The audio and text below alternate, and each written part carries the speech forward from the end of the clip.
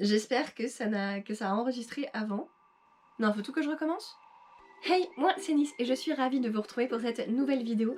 Vous l'avez sans doute vu dans le titre, on se retrouve aujourd'hui pour faire ma palle du mois de la fantasy challenge organisé par Steph de Pikiti Bookin. Je suis dégoûtée parce que je viens de tourner à peu près la moitié de ma vidéo et je ne sais pas si ma caméra a filmé ou pas. Dans le doute, je recommence, puisque comme ça on va éviter de perdre du temps, de regarder, etc. Bref, on va essayer de se la refaire en mode efficace et bah on va y aller sans plus tarder.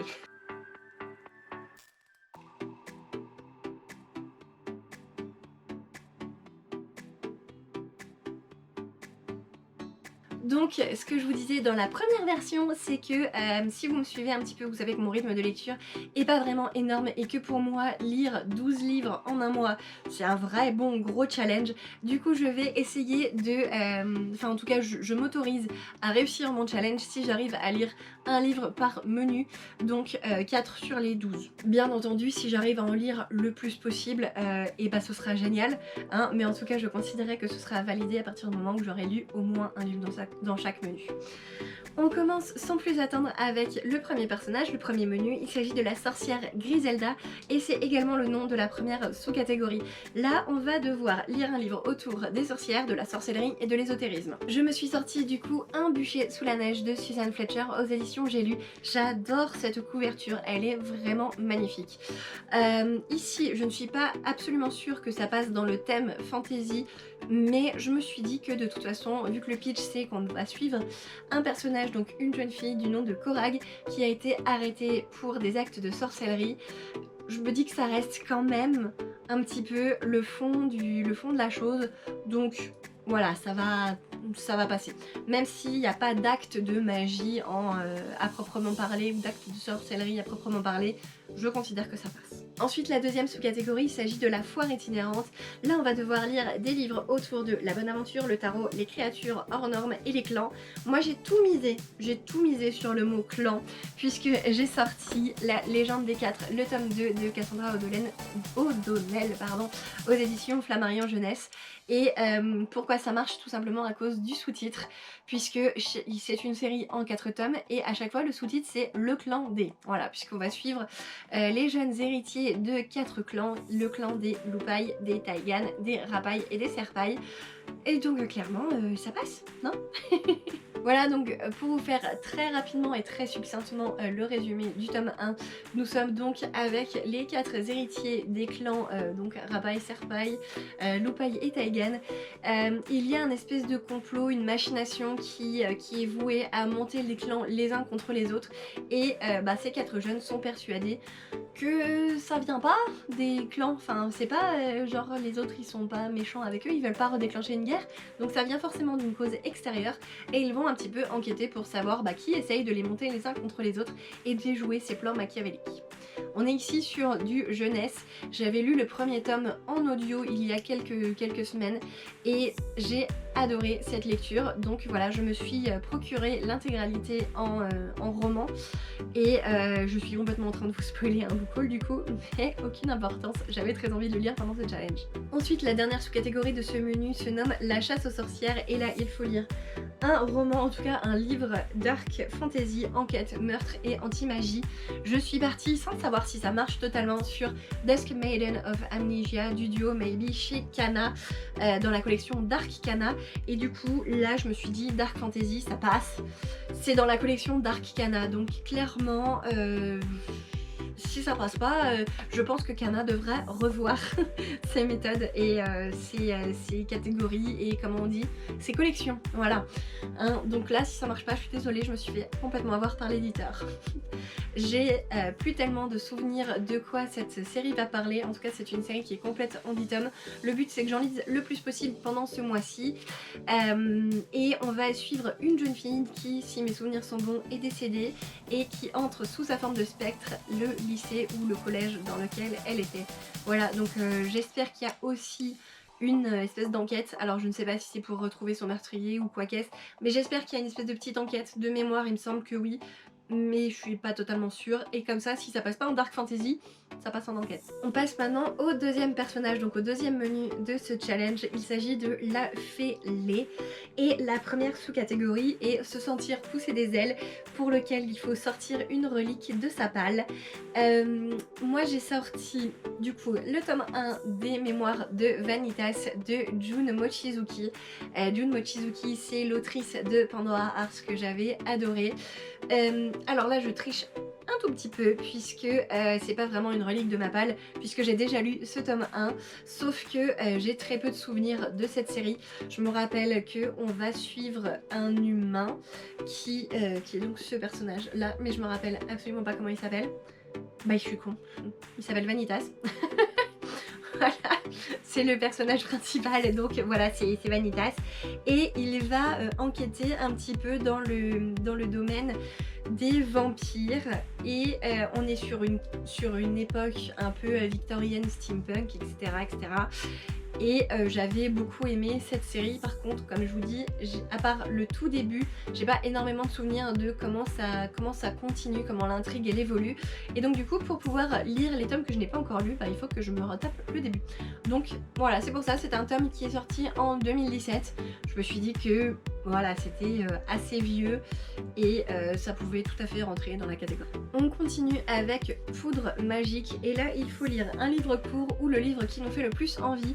Je suis partie sur le mot-clé livre court, puisque j'ai sorti Dr Jekyll et Mr Hyde. Alors celui-ci je suis en train de me le faire en audio, et je ne sais pas si vous connaissez, mais du coup il a été produit par le studio Blind, qui est un studio qui nous fait vivre les livres. Franchement, je sais pas comment le dire autrement, mais ce ne sont pas des lecteurs qui vont juste lire mot pour mot le livre, mais ils vont jouer le livre. Ils vont faire comme si c'était une espèce de pièce de théâtre pour lequel on n'aurait que l'audio. Donc on a autant d'acteurs, d'interprètes que de personnages, et au lieu d'avoir vraiment toutes les descriptions, ils vont faire les actions. Voilà, je sais pas si c'est très très clair, mais par exemple là, si je vous ouvre le bouquin et que, forcément la préface, voilà, si je commence le tout début du chapitre 1, c'est Mr Utterson exerçait la profession d'avoué. Cet homme possédait un visage sévère que n'éclairait jamais un sourire. Il était froid, s'exprimait avec difficulté et d'ailleurs parlait peu. Avec cela, maigre, long, poussiéreux, ennuyeux et d'une modestie extrême. Donc toute cette description là de comment physiquement est le personnage, ça je l'ai pas eu. Je suis directement entrée dans l'histoire avec, oui parce que je l'ai commencé ce matin, hein, on est le premier donc ça passe. On est directement dans l'histoire, on est plus sur les dialogues, sur l'action, etc. Donc on verra si à la fin de ma lecture audio, j'ai envie d'avoir plus de descriptions, et bien je pourrai le lire. Voilà, je sais pas. En tout cas, c'est un livre très court puisque si je passe les commentaires, on est sur 120 pages. Voilà, sachant qu'il y a une belle préface avant et que là, le tome 1, enfin le tome 1, pas du tout, le chapitre 1 que je vous ai commence à la page 11. Voilà, donc ça va aller très très vite. On passe ensuite à la sous-catégorie Fairy Tales, où il faut lire un conte, une royauté, un château, une princesse. Oui, on va lire une princesse. Je suis partie là sur le mot-clé conte et j'ai sorti le tome 2, en tout cas je vais sortir le tome 2 du Pays des Contes, donc de Chris Colfer, édité aux éditions Michel Lafon, que j'ai dans la collection poche. J'avais beaucoup aimé le tome 1 et de mémoire je l'avais lu en octobre 2022, juste après avoir accouché du coup, et j'ai souvenir de lire par-ci par-là quelques pages lors des pérégrinations nocturnes de mon fils, puisque à l'époque il se réveillait encore toutes les 3 heures pour manger la nuit, hein, donc voilà, lui il s'endormait sur son biberon et moi je lisais un petit peu mon livre pendant qu'il mangeait. C'était la bonne époque. Voilà, beaucoup trop de détails, on s'en fiche. Le prochain menu est personnifié par le personnage de l'Alphe Stephawen, et la première sous-catégorie est speed dating, donc il faut lire une romance, voilà, partir sur de l'amour, de la romance, du love, etc. Quoi de mieux pour remplir cette catégorie que Kowloon Generic Romance? Il y a romance littéralement dans le titre, donc c'est une série qui nous est servie par Jun Mayuzuki, et il faut pas la confondre avec Jun Mochizuki. Suzuki qui est l'autrice du coup des Mémoires de Vanitas. On est ici toujours chez Kana mais dans la collection Big. Ça passe puisque on est sur de la SF ici et du coup on est sur de la SF. Pourquoi? Parce que certaines personnes se font remplacer par des clones mais on ne sait ni comment ni pourquoi, on ne sait pas quelle est la technologie qui permet de faire ça. Il y a un gros mystère autour de cette intrigue et nous allons suivre plus particulièrement deux personnages, donc la jeune fille qui est ici en couverture dont j'ai complètement oublié le nom et un jeune homme dont j'ai aussi oublié le nom qui est son collègue. Ils travaillent tous les deux dans une agence immobilière et il y a un peu un love interest entre les deux. Sauf qu'on ne sait pas exactement pourquoi, comment tout ça s'est passé. On est du coup sur ce personnage là qui est amnésique puisque c'est un clone, donc elle a perdu toute la mémoire de ce qui s'est passé avant, donc voilà, elle a plus aucune mémoire de ce love interest, etc. etc. J'ai déjà lu les 4 premiers tomes, donc du coup le but là c'est de lire les tomes 5, 6, 7 et 8 que j'ai déjà en ma possession, et pourquoi pas le faire avant que le tome 9 sorte, où je crois qu'il doit sortir dans pas longtemps ou qu'il est sorti il y a pas longtemps. Voilà, donc le but c'est de me mettre à jour pour voir si je continue ou pas la série. Ensuite la prochaine sous-catégorie se nomme Elfe contre Fae et du coup il faut lire de la guerre, du complot et des trahisons. Pour ce faire je suis partie sur Why Nobody Remembers My World qui nous est servi du coup par Arikan et c'est aux éditions Doki Doki. Là c'est un petit peu pareil que les Mémoires de Vanitas, j'avais beaucoup aimé cette série, je l'ai commencé il y a belle lurette, hein. À l'époque je lisais un tome à chaque fois que je l'achetais, donc vraiment quand ça sortait, et j'ai perdu le rythme et clairement là on est, en tout cas moi j'ai les 7 premiers tomes et je crois que j'ai dû m'arrêter au 4e, et du coup si je veux continuer cette série, et il faut que je refasse le début. Au niveau du pitch, si je vous en parle rapidement, nous sommes du coup avec des militaires qui font tout pour protéger le peuple humain, ou en tout cas ce qu'il en reste, puisqu'on est dans une espèce de dystopie encore, hein, où le monde est régi par 4 grandes races qui sont dominantes et dont les humains ne font pas partie, et le but pour ces humains va être de tuer le représentant de ces 4 races. Voilà, c'est un peu comme les chefs de clan, et s'ils arrivent à les buter tous les 4, eh bien les humains seront un peu plus tranquilles. Si je me rappelle bien des enjeux, c'est à peu près ça. Voilà, du coup guerre, complot, trahison, on est en plein dedans et c'est la série parfaite pour cette catégorie. Ensuite, une elfe, bah forcément ça va nous parler de quête, hein. Pourquoi forcément j'en sais rien, mais en tout cas c'est la sous-catégorie suivante. Donc quête, on va être autour des mots-clés de la saga, donc soit commencer, soit continuer, soit terminer une saga. Moi je suis partie sur terminer une saga, hein, parce que on en commence beaucoup trop mais on les termine jamais. Je sais que vous êtes comme moi, je le sais. Arrêtez de mentir. Du coup on en profite pour terminer la saga La quête des Willan de Pierre Bottero que j'ai ici chez Rajo en poche. Et est-ce que j'ai besoin de vous en reparler? J'adore cette saga, j'ai lu les tomes 1 et 2 mais littéralement je les ai bouffés. Donc celui-ci, comme je vous ai dit, hein, j'essaye de faire au moins un bouquin par catégorie, par menu, par personnage. Je pense que c'est celui-ci qui va y passer très clairement pour l'elfe Stephenwyn, hein. Comme ça me fera une saga de plus en moins, et en plus ça va être un très bon moment de lecture, je le sais déjà, ça va être trop bien. Je vous refais pas le résumé parce que de toute façon tout le monde connaît La quête des Willan, tout le monde l'a déjà lu, je suis à peu près la dernière française sur Terre à ne pas avoir fini cette série, mais bientôt je vais vous rejoindre. Bien sûr, à chaque fois que je tourne une vidéo, il m'arrive un truc, donc j'avais plus de batterie. Je vous reprends donc quelques heures plus tard, parce qu'entre temps Anissé s'est réveillé, donc il a fallu que j'aille m'occuper de lui. Donc on se dépêche de finir le tournage, vite fait. Du coup, Anissé est réveillé, si ça fait du bruit, je suis désolée. Du coup, je sais pas quand est-ce que ça s'est arrêté de tourner, donc... Coucou. Coucou. Tu vas dans ta chambre? Attention. Du coup, le dernier menu de ce challenge se nomme la Silène et la première sous-catégorie est mythologie. Il faut partir sur une réécriture ou un roman d'inspiration mythologique. Alors ça j'en ai plein, hein. J'en ai plein, ça déborde entre la suite de Percy Jackson, là, les héros de l'Olympe, j'ai aussi Ariane et puis tous les mangas qui parlent de Shinigami, de dieux, de... voilà, c'est bon. Il y en a plein. Par contre, celui qui me donnait le plus envie, Ouais, forcément, il s'est fait du bruit. Celui qui m'a donné le plus envie, donc, c'est Mythologie Viking de Neil Gaiman. J'aime beaucoup la plume de Neil Gaiman, donc ça peut être l'occasion. Surtout que mon chéri l'a déjà lu et il m'a conseillé de le lire cette année. Donc, et bah voilà, je lui fais confiance et j'ai envie de le sortir. En plus, par rapport au petit bavet que j'ai mis, bon, celui-ci il fait moins de 300 pages, c'est toujours bon à prendre pour ce challenge. On passe à la dernière page, hein, puisque forcément tout ne rentrait pas. Anthropomorphisme Bitlit. Moi je suis partie sur vraiment la Bitlit, puisque anthropomorphisme, il y a par exemple, comment ça s'appelle, Mémoire de la forêt, là c'est génial, mais je suis déjà à jour, donc bon, si ça bouge du coup c'est que Anissé n'arrête pas de passer, bref. Donc je disais Mémoire de la forêt, mais je suis déjà à jour dans cette saga, donc je suis complètement partie sur le côté Bitlit, et je vais lire, alors ça c'est sûr que je vais le lire, Rebecca Keane, le tome 1 traqué, et je vais le lire et je suis sûre parce que je l'ai commencé également en audio. Oui, parce que forcément, entre le passage de tout à l'heure et maintenant, voilà, j'ai écouté, donc j'ai fini Dr. Jekyll et Mr. Hyde, yes, ça fait déjà une catégorie de validée.